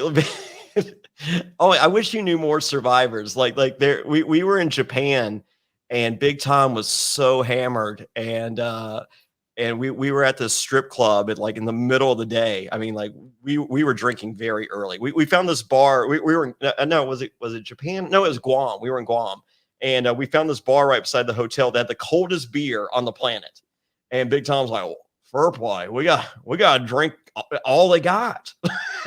And so later the day, we end up at a strip club. Big Tom's like, I got to get back to the hotel. I got to go. And so Sari walks him out, and the cab pulls up. Big Tom pukes on the cab as it pulls up. And so that cab drives off. And Sari's like, Big Tom, you got one more chance.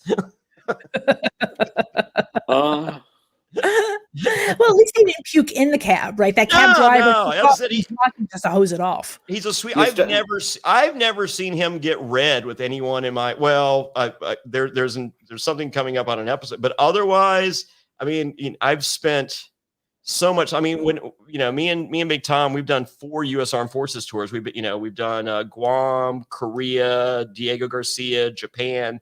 Like, I've spent, essentially months with this guy, and I'm always Big Tom's roommate. And I've never seen him get cross with one person ever in my entire life. Yeah. Well, I have a theory, and Jonny, obviously you have more experience with alcohol than I have. I mean, I drink, but, you were kind of famous for it. My theory has always been that, the person that you really are is what comes out when you're drunk, right? If you're in the end a kind person, right, if you're like a happy person, you're going to be a happy drunk. If you're an angry person, you're going to be an angry drunk. No, I think certain liquors have evil in them. I mean, really? I think so. I will say this, like watching Big Tom and Lex drink, by the campfire. Like one of the last times that I was drinking, me and Lex were at Big Tom's, and we were like, Big Tom was down at the main house, and me and Lex were up at the up at the cabin overlooking the farm, and me and Lex finished a large jar of moonshine, just the two of us. We were probably up until 6 a.m. drinking this jar of moon, and we finished it. And and like it honestly felt like me, like that. Like seeing that moment, I was just like, I had that exact same moment with Lex, and it was one of my favorite nights of all time. Yes. So, crazy. Moonshine is rather like homemade raki, isn't it? It's yes. It's fairly potent. I can remember some homemade raki. I also remember being driven in a car by somebody who was knocking back the homemade raki as he was driving, and we were going along mountain paths. Yeah, well, Lex was driving me on the back of a 4-wheeler going back and forth, and I lost my phone, and we were drunkenly looking, and we found it. and he almost threw me off of the 4-wheeler multiple times. Like, I mean, like I was hanging on by like he's like grabbing my ankle. My goodness. Oh my goodness. Yes. This is why you shouldn't drink and drive, people. Irresponsibility at its finest. We were both so proud, and still are to this day. It would have been an even better story if you'd run over your own phone, but Yeah. Oh, my phone insurance that does absolutely nothing would not agree. Right. All right. So, Jonny, you need to take off. I gotta go. My phone is exploding. The state of Virginia is homeless. If it were not for me to pick up the phone to show 3 properties, so heaven forbid. I'm so sorry. All right. With that, hey, guys, if you like this, you'll love the weekly Q&A that we do on the patron side of things. I tell a lot of stuff that I shouldn't say. I got several big Tom stories that I'll never say on a free podcast. So try it for 1 month. Go to adfree.nsfw.com. If you don't like it, I'll send your money back.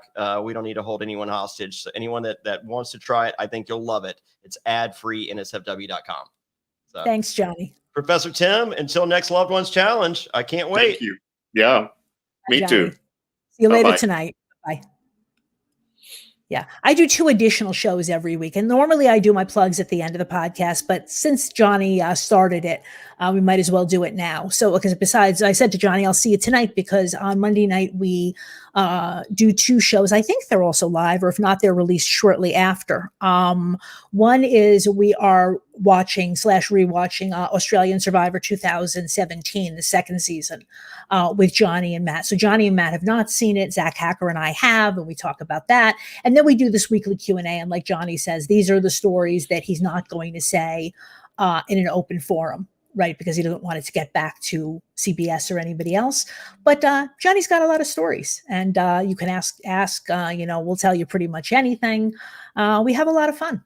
And then coming up on Reality NSFW also, my understanding is, and again, I didn't confirm this with Jonny, but I believe that our guest on Thursday, so we have 2 let me back up. I'm now not reading my normal script because we're not doing it the normal part of the show.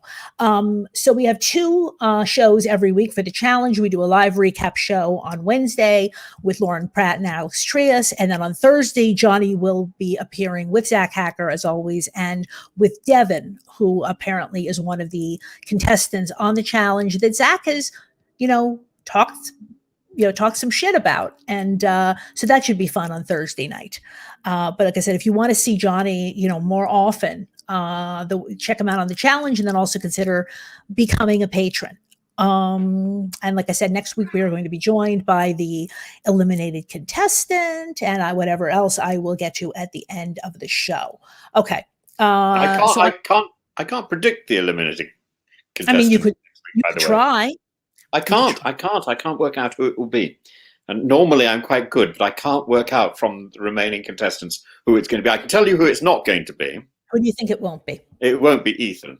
Obviously. But I don't know who else it could be. It could easily be Lex. It could easily be Tom. Mm-hmm. Now, it could be Teabag. Okay. Why do you think that? Matter of elimination. Mm-hmm. It could be. I don't think it's the remaining Kim. Right. Well, somehow Teabag will be, after this vote, the only remaining Samburu left. I'd sort of forgotten that thing. You think that's much more important than I do, right, because you're very tribal. I don't think the tribes are very significant. Well, we'll talk about when we get to tribal council. We'll discuss that. Because, we can discuss this. This is a much bigger issue. Right. Right. But I think the tribes are imposed on you. I don't think that eats into your emotional conscience. Okay. Into your, as much as it appears to on the program. I will respond to that when we get to tribal council. How's that? I would be delighted. Okay. Yep. So we get so Lex and Tom go for their safari, right? They get on a private plane, and then they're also, so they get to see hippos and zebras and stuff up close. And Tom's comment is, I feel like I'm Marlon Perkins. Do you know who that is, Tim? I presume it's a safari person, but I don't know. He used to do a show called Wild Kingdom. Ah, right. No, I didn't know. I just assumed context. I would have nodded sagely. Yeah, but they get into a Jeep and they get to see 2 million wildebeest migrating, and they are in the middle of it. And then they get to see lions and elephants. Don't you think, out of all the survivors so far, this is the best reward, but a little bit pointless? I mean, we could have put on Lion King. That's what I was going to ask you. I know how you feel about Lion King. I think it's a better version than the live action remake of Lion King. So it's got a thumbs up from me. Absolutely. Most things are better than the live action remake of The Lion King, but I'm still quite attached to the cartoon version. I love the cartoon version. I just don't think it's I just don't think it's the best of the Disney sort of films from that period. I think that's my problem with Lion King. I think I think it's very badly written, but I think it's got great moments in it. Right. It sends me to sleep every time, but then it's not the only film that sends me to sleep every time. Right. That's not necessarily a big criticism coming from Tim. No. I have a sort of narcolepsy, I think, when it comes to films. I enjoy myself, and I'm in another world. Right. Sounds like you don't get enough sleep, basically, because if you sit down and 5 minutes later you fall asleep, that's almost certainly the case. Almost certainly the case. Okay. Yeah. So they go on safari, then they go back to the resort. We've already talked about this a little bit. We see 4 full bottles of what Tom calls spirits. And my note is Lex is about to learn what Tom is like on a good Saturday night at home. And apparently he gets to see this, many more times in his real life because their friendship continues. Lex says, I've never drunk beer with a mustache before. And Tom says, I've never drunk beer with a hippo before. Yeah, I don't understand that one. What did you not understand? The beer with the hippo. Because there was a hippo, like right there. We see the later shot of the hippo because they're in this resort, right in the middle of the. Was that potentially dangerous? Could those hippos not have got out and rampaged through the campsite? I think they were on the other side of a body of water. I don't know. Again, this is 5-star glamping. Hippos swim. That's the problem. Right. All I know is this is 5-star glamping. They didn't have that word in 2001, but that is basically what this is. And I'm sure that they don't want hippos eating the hotel guests, right? So whatever they were doing, there must have been some kind of a barrier that we didn't see. I did look. So I think that's what they were saying, and Lex says, I've never drunk beer with a mustache. So obviously I know you as a mustache wearer. I don't drink beer. Right. I don't drink beer. If I'm forced to do that, beer has a nasty sort of after smell and it sort of never seems to go if you've got a mustache. But just beer more than other forms of alcohol? Interesting. Other forms of alcohol, I don't say no to other forms of alcohol if they're provided. But we don't keep a lot of alcohol in the house. But ouzo, raki, sherry. I'm quite partial to a sherry. A very good single malt. I'm particularly keen on. Good to know. So it's just something about beer and your mustache. That's very interesting. I'm sort of selective. I find beer really difficult. At one point, I worked in a pub and I didn't know how to pull beer. And I was really bad on Guinness. So maybe that's the real reason. So then, then they head to dinner, and Tom, like I said, puts the bottle of bourbon in his pocket. Right? Yeah. And they're cooking their food right there for them. So we see somebody for the resort says they have chicken and lamb, and Tom says sheep. Right. And that's why I question, does he go bow? Right. He's obviously a very person who is very, very comfortable eating meat because, again, they call it lamb. And then he says to the gentleman who's cooking, he says, you the man, whatever that name was. I didn't catch it. Me another sheep. What's wrong with calling sheep meat sheep? It is sheep, isn't it? I think the reason so with poultry, we use the name of the animal, right? We talk about chicken and turkey and duck and goose. But when we talk about mammal, we don't tend to do that. Deer is venison, right? Well, beef, cow is beef. That's simply because of the people who are allowed to eat the animals when back in Britain in the early part of the sort of 13th century. So they're the ones who they were reared by the Anglo-Saxons. That's pig, cow, deer, and so on. Right. But then they were eaten by the Normans, who obviously used the French terms: pork, beef, bœuf, and so on. French terms. Yeah, okay. They're all French words. Okay. I also wondered why one of the reasons, though, it might have survived in English is because, again, it gives you a certain amount of separation. Again, so Tom is a cattle farmer. So you can separate the animal that runs around on the farm from the thing that's on your plate. Exactly. Right. You don't have to say I'm eating, you don't have to say I'm eating sheep. You say I'm eating, lamb, I guess, is the same. But same thing with beef. Isn't it interesting? Goat doesn't seem to have got that far because I think goat was already a sort of a poor man's food. Yes, exactly. Right. So I love goat. So you're right. So it's the meats that the Normans ate, and many of the names are French. Yes, because the indigenous Anglo-Saxons weren't allowed to eat what they had been rearing. Right. Okay. So they were forbidden from eating that stuff, and that then went up to the castle to the baron, who was speaking French, and we spoke French for about 300 years in this country, in Britain. Oh, interesting. Along with English, you're saying? Well, the people who could write didn't speak English. So, you know, the educated, the elite spoke French, and French was the language of choice. See, and then people like Chaucer came along, and Shakespeare. So Shakespeare really was inventing the language. Very You know, interesting. This is why I love knowing Tim, because I think I'm fairly well educated in all of that, but Tim teaches me something every week. I'm not intending to. No, they're fun, and this is why we're going to play with the format, so that hopefully we can have these digressions. And then we see. I love the editing here, and then we go back and we see Kim Power saying, "Hope you're hungry," and we see the people back at camp cooking their mush, right? And then Kim is saying, imagine it tastes like mashed potatoes, right? That's what they're trying. Yes. And then it doesn't work, right? And Kimby says she will never eat corn in any form again, not popcorn, not tortillas, not right. And I would love to know. I have not been able to find her on social media, but I would love to know. 20 years later, Kim, can you eat popcorn in the movie theater? I know people who've been on Survivor who to this day don't eat rice. I am so impressed that she could identify all these things that are made out of corn. I can just about manage cornflakes. Even popcorn, it defeats me a little bit as a concept. Interesting. But yeah, delighted to know about that. Yeah. And then we go back to the reward and we see Tom. Tom is really, slurring his words. But I like what Lex says. He says, look, he was liquored and loaded, but it just made the night that much funnier. Because like I said, Tom is a happy drunk, right? Mm-hmm. He's happy. He's even more gregarious. Finally, Lex has to basically almost pick him up and take him to bed. As he probably has done with Jonny in the past. Johnny said they talked about doing this with Tom, but in Johnny's drinking days, I just have to assume that Lex got to pick Jonny up more than once, and Lex probably could pick up Jonny, right? Jonny is not a big guy as opposed to Tom. And then the only thing Lex says is, if you have to puke, do it outside. And Tom, thanks him, says, I would do it for you. And Lex says, I know you would. So that was fun.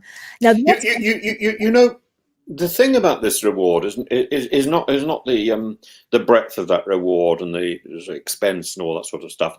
It's the fact that it starts to show a lot more about the character of the individuals. Right. And what's fascinating about this season is how little I've learned about the character of the individuals until quite recent episodes. Yeah. Yeah, because all this sort of strategy stuff and desperation to survive has got in the way.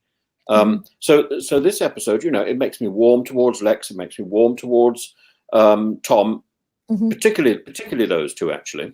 Yeah, and I do think in more modern seasons that they will start hitting you with, certain things about them that they want you to know as a viewer. Like we talk about these 3 things on a card that we talked about earlier.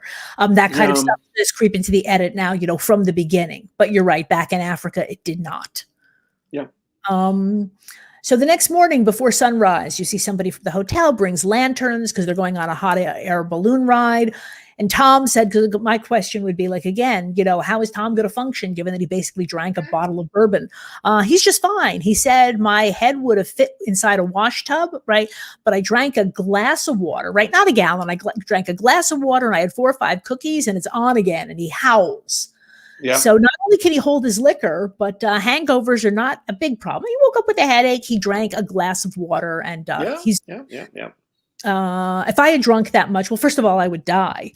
But secondly, if I'd had 2 bourbons, right, I would have a hangover to the extent that I would not be able to function the next day. Well, this is back to what one of the great stories in history, the story of Socrates, and he drinks everybody under the table, and the following morning he's out at the gym watching everybody, as if nothing had happened. And this is Superman stuff, really. It's the old-fashioned Superman stuff.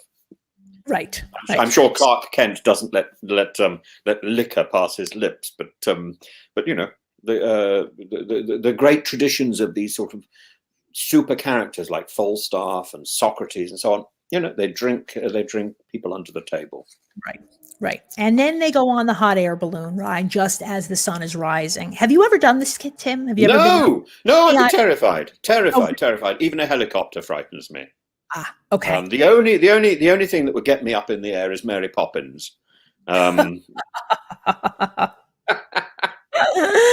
And so they banter, Tom says, I was almost this high last night. And Lex says, you were higher, right? We see more Lion King shots, right? As the sun comes up and we see, the banana. And then we have this moment where they actually get to see a lion going after there were two lone wildebeests, right? yes. We see one of them die, but I had always assumed that the lion would attack the wildebeest, by biting it, it would be blood loss. But no, apparently what they do is they hold them down and they asphyxiate them. Mm-hmm. Right? Mm-hmm. But they're Well, it's this was a raptor moment, wasn't it? This is exactly like in Jurassic Park. The lions are working together. Oh yeah, no, that's always true. But I was, again, the thing that just got me. Yes, was I didn't realize. I thought lions were fairly. They worked pretty well on their own. For some reason, I just wasn't. I hadn't done my Lion King research enough. Yeah, there aren't death kills in the Lion King, are there? I haven't seen it in a very long time. You're lucky. But there was discussion about it in an earlier episode, right, with Ethan and Kim Powers, where they heard the one lion grunting, and they said, yes, it was last friends. episode. Yeah, yes. so that they call their friends, like you find prey, and then you call your friends in and say, "Hey, dinner," and then they all gang up, and because again, you want to cut off escape routes. Yeah. Right. Yep. So that was interesting. And then Tom says something that's, again, like, this is why we love Big Tom, even though, he's done a couple of things that again in 2021, or, people might have issues with. But Tom says, my mind was a tight little thing. It had not been expanded very much. But all of this gave me new life at age 45. Right. And I'm not going to even try to impersonate Tom, but this is more or less word for word what he said, not perfectly, right? But all of this gave me new life at 45, right? There's so much more than what's around at the corner back at the house, right? So how can you not love this?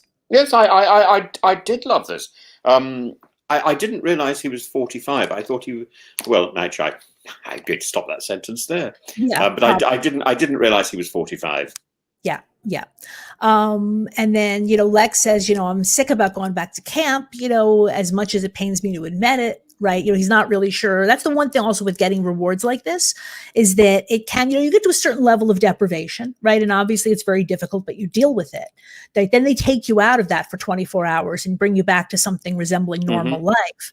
And then it can be even harder. Right. On the one hand, he got food and he got a good night's sleep in a bed. So that's very helpful. Yes. But mentally, I've assumed it's got to just make it even harder. I think this is the one reward. It was a lovely reward, first of all. And second, it doesn't seem to have had a detrimental effect on them. No, does not seem to. Then we go back to camp. We see them, they're still playing cards, right? And Ethan says, when they come back, I hope they're not going to be, these big bundles of energy and bragging about it. Yeah, I guess. Sorry. So at this point, right? And then they were right. I mean, they tried. I think that Ethan did say that they were a bit subdued.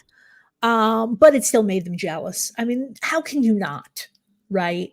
Even if you try to play down how wonderful it was, people are going to ask for questions and they certainly want to hear about everything you ate, right? So, and so then T-Bird's comment is, and the editing is interesting here because then the next thing we hear is T-Bird saying, we'll have to see what happens at immunity, right?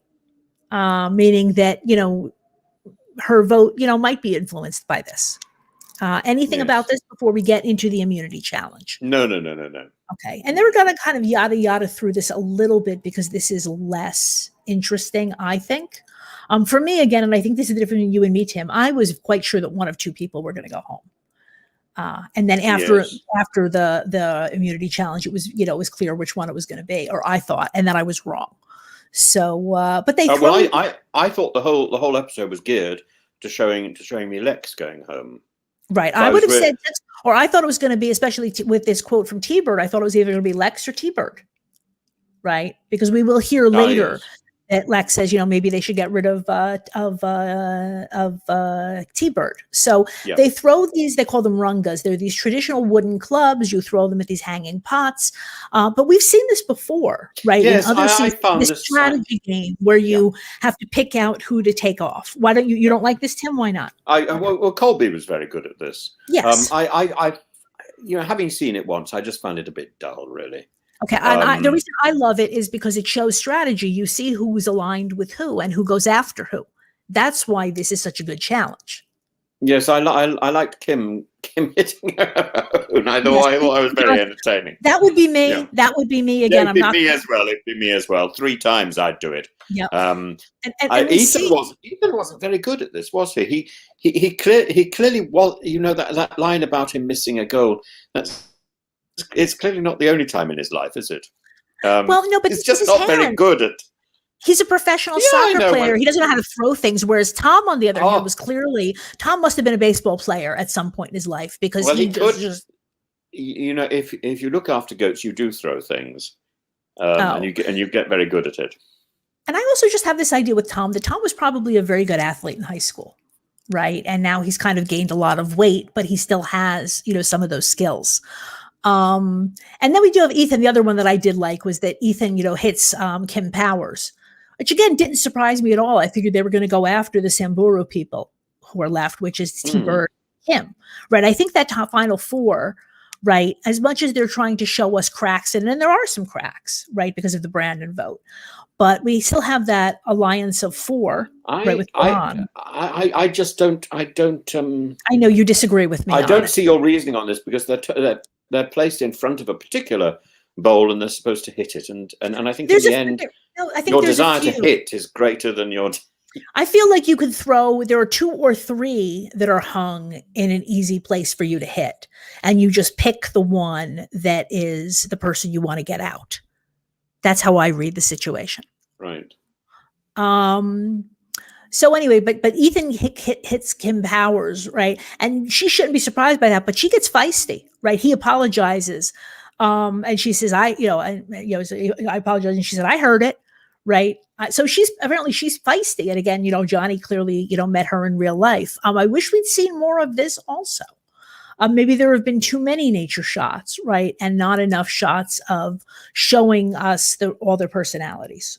Yes, absolutely. But this happens a lot on Survivor, where they pick somewhere between, it can be anywhere 3 to 6 or 7 people that are going to be important to the story, right? And we get to know them well and not so much the others. And again, as we see tonight, Kim Powers is not going to be in the end game, so we never really got to know her very well. But she seems like she could have been a cool chick. I must say that the nature shots are. I know you're not going to like me for this, but I think they're dull. If I want the nature shots, I'll subscribe to National Geographic. You love the nature shots in Borneo and Australia, though. Yeah, I did, but not here. Because I find them derivative, dull, and just sort of look how much money we've spent, and and it's always at the expense of developing character. Yeah. Yeah, no, I agree. I want to see the character. I've not seen the character. I'm only just beginning to understand Big Tom and Lex, and I find that really irritating that it's taken me, they're practically on their way out, and only now am I actually beginning to root for them. Right. It goes against the spirit of the game. The game is about, there's 2 things in the game. I know you think the game is the most important thing. I think the presentation of the emergence of personalities, so that we're actually favoring people and enthusiastic about people. I have spent more time in this series trying to check who I'm looking at than I have, I think, in any of the 2 previous series. I just didn't. I haven't. It's taken me episode after episode to bond with these people, and I've been right. Like in Australia and Australian Outback, right? We really did get to know almost everybody, because we weren't messing around looking at lions yawning. Right. On the other hand, I do think that production also decides, because they know, they do these confessionals, and everybody is taken out to do confessionals, and they figure out pretty quickly who will be a good narrator, right? But and if you're not, a confessional, Karen, is not where you see character. Confessional is where you get a bit of bitching, and everybody would do that in a confessional. So, but character is seen through interplay of characters. I feel like you get both. I feel like you also get to know somebody better when they do much. You got so much seeing Lex and Big Tom together. Right. But I would say so it's too bad. Yeah. And so of course in the end, Tom wins. And Tom's answer, every dog has his day, right? He's very happy.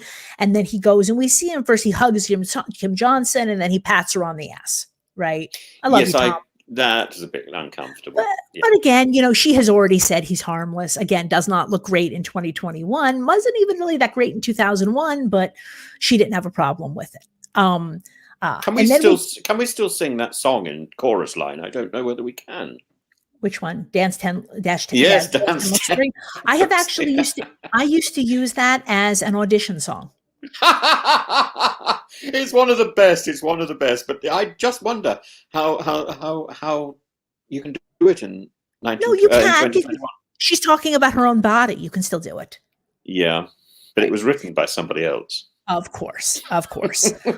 So now we have the pre-tribal council scrambling, such as it is. Again, there's not very much. The editor's trying to make us think it's going to be either Lex or Teabag.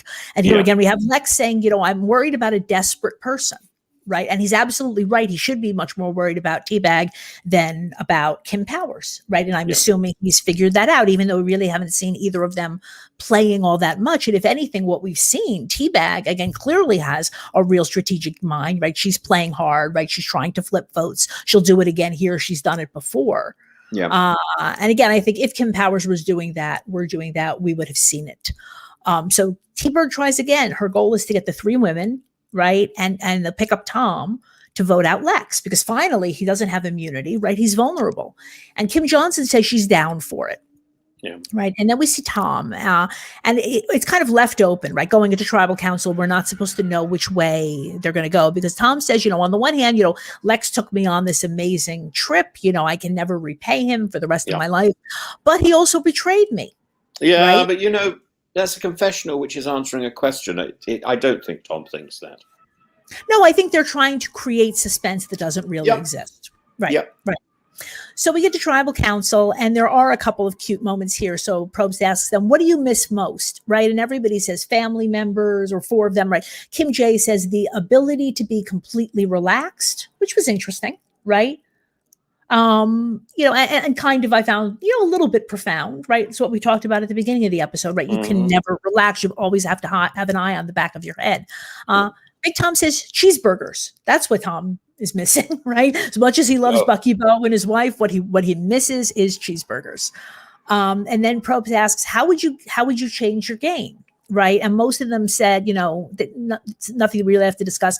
But T-Bird said, I wouldn't have made an alliance so early. And this is why I'm arguing for this idea that strategy is important. I think T-Bird would be tightly in with that 5 and not necessarily on the bottom of that 5, this remaining 5 that we have after this vote. But because she is Samburu, right, that, and also because she was tied with grouped with Frank from the beginning. And again, Frank was disliked. I see. Yes. So I do think that might have had something to do with it. Again, you might not have been that way, but I think for most people, and there's all the stuff in psychology about in-group, out-group identification, right? Even if you tell people that the groups are random, people tend to, you know, associate positive qualities with their in-group and negative qualities with their out-group. Right. So they've done experiments on this with children. Right. I did not look up the links. But absolutely. You're right. So that's my argument for why the original tribe and the original allies do matter, even though I do think that, again, Lex is a little leery of T-Bird because he knows how smart she is. But in the end, whichever tribe you belong to, you're going to have to vote them off. And so that loyalty is fairly conditional. And it's fairly limited. And I think this is why what Ethan said at the beginning of the episode is so significant, that he feels so alone. Ethan gets it. Yep. Entirely.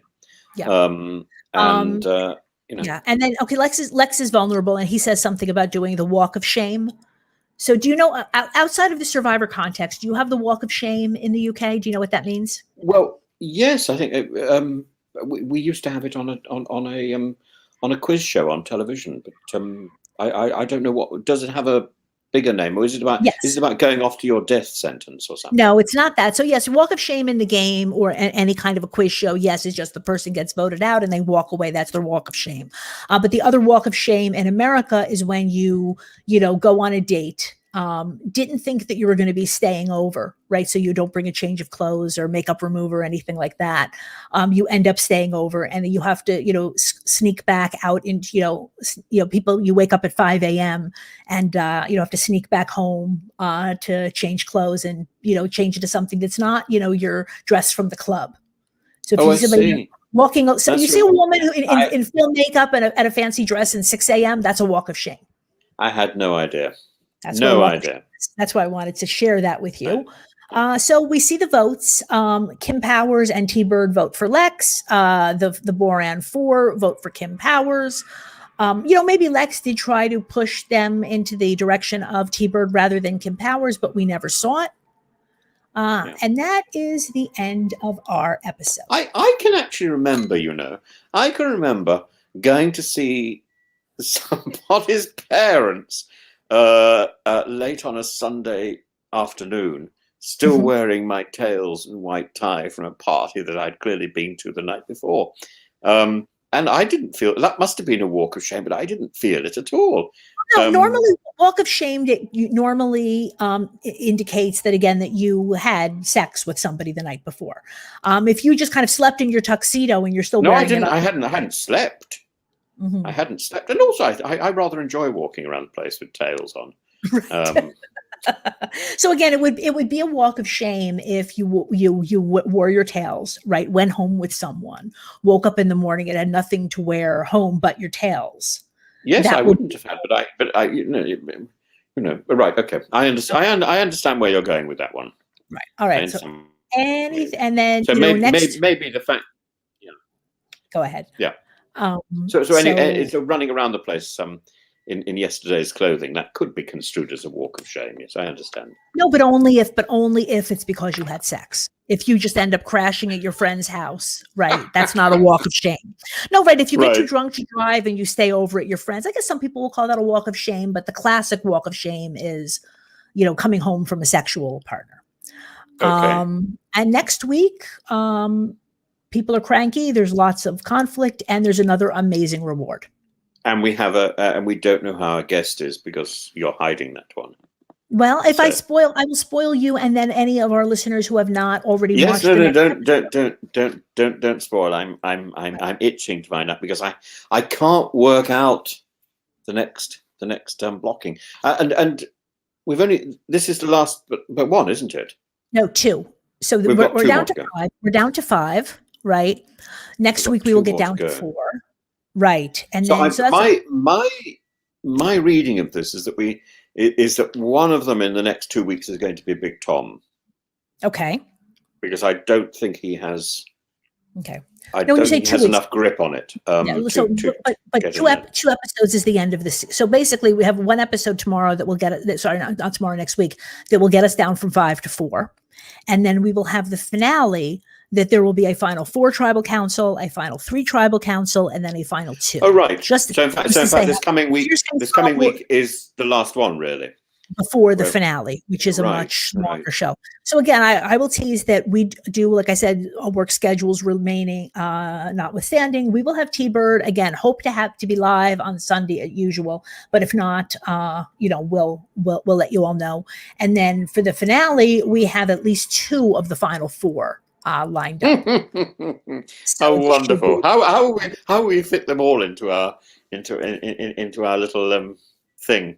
God. Right. Well, I mean that episode is going to be a long one, right? When we break down the finale, because it's 3 hours of television, and then we are joined by 2 of them. So yeah, as much as I've been trying to keep this to around an hour and a half, that's definitely not going to happen for that show. As I said, coming up on NSFW, we've already spoken about.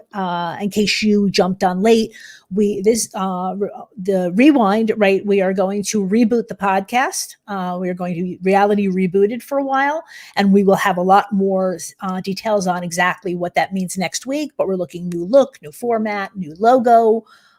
New everything, because now I feel like I actually know what I'm doing as a podcaster. It's time to take things up to the next level, add some production elements and all of that. Tim, tell people where they can find you on social media. They can find me in well, I've now got a website which is zontofilms.com, I think. not very much is on it yet, but it's going to grow and grow and grow. And It's zontul.com, right? yeah. I think it's zonulfilms.com. And then you can find me on Instagram under Professor_Tim_Wilson, and on Twitter at Prof_Tim_Wilson. And then you can find my blog on animate-tim.com. And you can find me on YouTube on Zontul Films Limited. That's ZONTULFILMS. LTD, right? LTD. Yes, all one word. I'm just thinking, aren't you impressed by my American Z? Yes, I heard that. We're having an influence on you. It's not Liza with a Z. It's Tim with a Z now. So we should all be celebrating the Americanization of Tim, which is a reference to Julie Andrews' second film, which is a great film. Right, and the Liza Minnelli reference, of course. And the Liza Minnelli reference. It's all musicals today. Do I have anything else? No, I don't think I do, really. Right. Right. And you can follow me on Twitter at Karen Talks a Lot. And that is where I also do my show, any changes to the schedule. Like I said, if we have to maybe, do the show a little later next week, or if we pre-record or anything like that, if you follow me on Twitter, that's where you can get those updates. Feel like this was a lot of fun. Thank you once again, Jonny, for joining us for the family visit. That is a Reality NSFW rewind tradition that I can't imagine will ever change. And for next week, if you love the person who is going to be eliminated next week, and I think a lot of people do, I hope that you'll join us at noon Eastern, 5 p.m. GMT on Reality NSFW. Bye, everybody. Bye-bye.